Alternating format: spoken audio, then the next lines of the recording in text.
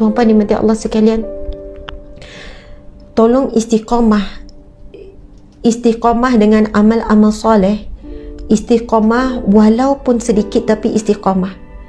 Yang pertama, jaga solat fardu 5 waktu di awal waktu. Cuba sedaya upaya.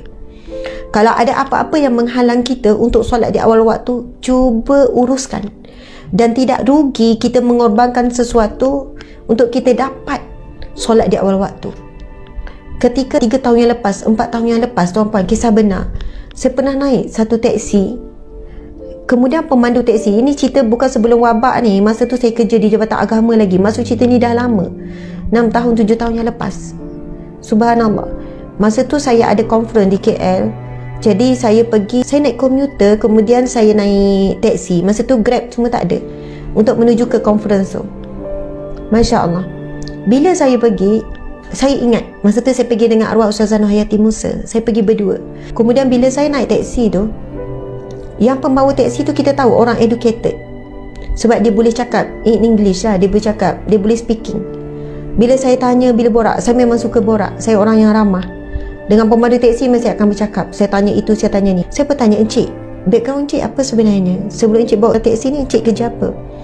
Kemudian dia cerita, dia adalah manager besar sebuah bank. Gaji dia dah 10,000, 20,000 ke 30,000. Dia kata, puan, saya memang peringkat yang dah ada driver, saya ada rumah besar yang mewah. Tapi satu benda yang saya tak dapat adalah solat awal di awal waktu. Solat fardu di awal waktu itu saya tak dapat, puan, saya tak dapat. Saya dapat semua apa yang saya nak. Saya dipanggil tuan, saya dipanggil bos, saya manager besar bank. Subhanallah. Saya ada rumah besar, semua Allah bagi. Tapi yang saya tak dapat daripada Allah adalah solat fardu di awal waktu dan di masjid. Lepas tu saya kata, apa yang tuan buat? Saya tinggalkan semua, saya berhenti kerja. Saya berhenti dan saya bawa teksi. Saya kata, ya Allah, tuan tinggalkan semua. Kata Ustazah, ia sangat berbaloi. Apa cabaran tuan? Peringkat awal tuan lalui apa? Dia kata, puan, pertama yang paling tak boleh terima adalah isteri saya. Sebab daripada kehidupan yang mewah, daripada kami ada rumah yang besar, akhirnya saya terpaksa jual rumah tersebut sebab saya tak mampu nak bayar. Kami berpindah ke rumah yang kecil. Daripada kami ada kereta-kereta yang besar dan mewah, sekarang satu kereta adalah teksi ini. Anak-anak susah nak terima, puan. Anak-anak susah nak terima perubahan hidup yang sangat drastik. Namun dia kata, Ustazah, lama-lama Allah berikan ketenangan, kebahagiaan yang tidak pernah kami rasai ketika kami hidup mewah dulu. Saya kata, ya Allah, hebatnya tuan, pengorbanan yang sangat hebat. Ustazah, masa tu saya bukan penceramah, saya bukan siapa-siapa. Dia panggil puan lah. Dia kata, puan, sekarang saya boleh berhenti 10 minit sebelum solat. Untuk panggilan paling utama adalah panggilan Allah. Bila azan datang, hayya ala salah, hayya ala falah, datanglah menuju kepada solat, datanglah menuju kejayaan. Saya membayangkan saya sedang menuju kepada al-falah, iaitu syurga Allah. Kejayaan yang sebenar adalah bila saya boleh bawa diri saya dan ahli keluarga saya ke syurga. Itulah kejayaan yang sebenar. Jadi kenapa kita tidak mahu menyaut hayya ala solah, datang kepada solat, datang menuju kejayaan? Kejayaan yang sebenar adalah kita bebas daripada api neraka. Kejayaan sebenar adalah apabila kita dapat syurga Allah. Allahu Akbar. Dia kata, puan, pemandu teksi semua nak pelanggan, tetapi kita dah tahu waktu solat, saya tak akan ambil mana-mana pelanggan. Walaupun pelanggan tahan teksi saya, kerana bila nak tiba waktu solat, saya akan menuju ke rumah Allah. Saya akan solat berjemaah di masjid. Dan nikmat bila boleh solat fardu berjemaah 5 waktu, nikmat yang tidak ada taranya. Dia kata, Allah berikan kemanisan, Allah berikan kenikmatan. Isteri saya, anak-anak saya semua berubah, Ustazah. Kalau dulu anak saya ada perangai sekian-sekian, isteri saya semua berubah, Ustazah. Dan ia tidak ada nilai sedikit pun nikmat yang saya miliki sekarang dengan apa jua kekayaan, kebahagiaan yang lain yang dimiliki di dunia ini. Subhanallah, tuan-puan dimati Allah sekalian. Di dalam solat, ada apa di dalam solat? Di dalam solat ada pujian kepada Allah. Kita mula dengan solat Allahu Akbar, kita memuji Allah yang Maha Besar. Kemudian kita sambung Allahu Akbar kabira walhamdulillah katsira. Nabi sebut, barang siapa yang membaca doa iftitah tu, akan dibuka pintu langit, dibuka doa-doanya akan diangkat oleh Allah. Kemudian kita mula dengan Al-Fatihah, ada pujian kepada Allah dan diselangi Allahu Akbar, Sami Allah liman hamidah. Ada doa di dalam solat. Siapa yang menunaikan solat, jaga sungguh dalam solat ada selawat. Pada tahiyat, dalam solat ada syahadah. Kita akan memperbarui solat kita. Kita akan memperbarui syahadah kita setiap kali solat. Asyhadu an la ilaha illallah wa asyhadu anna Muhammadar Rasulullah. Dalam solat ada istighfar, ada permohonan ampun. Rabbighfirli, ya Allah ampunilah aku, warhamni, rahmatilah aku dan sebagainya. Tuan-puan dan mati Allah sekalian, sebab itu kalau siapa yang malas pun nak berdoa, malas nak berzikir, malas nak buat amal soleh banyak-banyak, jaga solat fardu 5 waktu. InsyaAllah kita akan selamat daripada fitnah kecil ataupun fitnah besar, fitnah tu dajjal.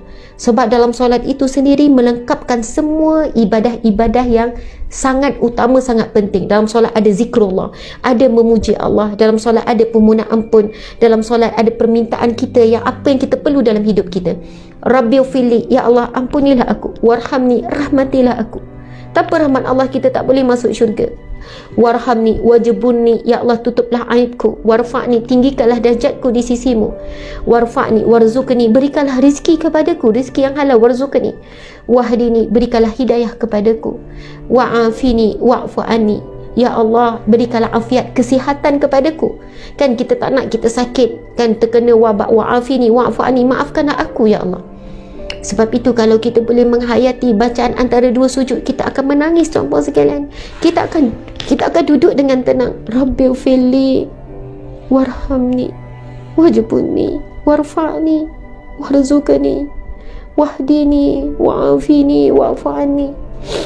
Ada 8 permintaan kita ketika duduk antara dua sujud tuan-puan sekalian. Kita minta apa dengan Allah ketika duduk antara dua sujud? Kita minta kita diampunkan Allah. Rabbighfirli warhamni, ya Allah rahmatilah aku ya Allah. Tolong rahmati hidupku ya Allah. Tolong rahmati keluargaku ya Allah. Tolonglah beri rahmatmu kepadaku. Apa maksud rahmat? Rahmat itu membawa maksud kita hidup bukan tak ada masalah, tapi setiap kali ada masalah akan datang pertolongan Allah. Kita hidup bukan tak ada bahaya, tapi bila kita datang bahaya, datang perlindungan daripada Allah. Itulah hidup yang penuh dengan rahmat. Bila kita dalam maksiat, Allah bantu kita untuk tinggalkan maksiat. Bila kita susah nak buat ibadah, Allah bantu kita, meringankan kita untuk buat ibadah. Bila hidup dalam rahmat Allah, mesti ada jalan keluar setiap kesulitan. Allah berfirman, wa man yattaqillah yaj'al lahu makhraja. Barang siapa yang beriman kepada Allah, Allah akan berikan jalan keluar. Di setiap kesulitan ada jalan keluar. Wa yarzuqhu min haitsu la yahtasib, dan Allah akan berikan rezeki yang tidak disangka-sangka. Subhanallah. Rabbighfirli warhamni, ya Allah rahmatilah aku. Wajibunni, tutuplah aibku ya Allah. Aib kita terlalu banyak. Kalau aib saya dibuka, tak ada siapa yang nak dengar ceramah saya. Tak ada siapa yang nak pandang saya. Dan kalau aib dan maksiat dosa itu berbau, semua hanya kita semua busuk. Tak ada siapa yang akan keluar daripada rumah jika setiap dosa yang kita lakukan bertempel di muka. Tetapi sekarang setiap maksiat dan dosa yang kita buat bertempel di hati, tidak kelihatan. Tapi cuba bayangkan dosa dan maksiat yang kita lakukan bertempel di muka. Sekali buat dosa, titik hitam, titik hitam. Saya percaya tidak ada siapa yang akan keluar daripada rumah kerana malunya wajah yang hitam kerana dosa. Tapi itu alam ghaib. Allah tidak memperlihatkan. Setiap kali kita buat dosa dicatat. Kita tak nampak bagaimana rupa dosa kita sedang dicatat. Bagaimana tulisan, komen, hemburan, maki hamun kita sedang dicatat oleh para malaikat. Kita tidak nampak, tuan-tuan dan mati Allah sekalian. Kita pun tak nampak pahala kita dicatat. Semua ini akan diperlihatkan oleh Allah di mahsyar kelak. Di alam kubur kita dah mula boleh melihat. Kita dah boleh merasai kesan-kesannya. Tuan-tuan dan mati Allah sekalian, kita minta apa dalam doa antara dua sujud? Wajiburni, tutuplah aibku ya Allah. Dan kita mohon tutup aib ini di dunia dan di akhirat. Allahu Akbar. Hadis Nabi SAW, man satara musliman, barang siapa yang menutup aib saudara muslimnya yang lain, satarallahu fid dunya wal akhirah, Allah akan menutup aibnya di dunia dan di akhirat. Dalam satu mafhum, hadis Nabi menggambarkan di mahsyar kelak, ada di kalangan hamba-hamba Allah, ketika saat dia dihisab, subhanallah, diturunkan suturah ibarat seperti penghadang. Dan ketika itu hisab berlaku antara Allah dan dia sahaja. Aib dia ditutup. Ketika dihisab, manusia lain tak boleh nampak. ketika buku amalan baiknya dibuka, ketika buku amalan kejahatannya dibuka, maksiat yang dilakukan secara sembunyi, keburukan dia yang dia sembunyikan selama ini, tapi Allah Maha mengetahui, subhanallah, dibuka. Tapi kerana dia ada satu sikap di dunia, dia tidak membuka aib yang tersembunyi.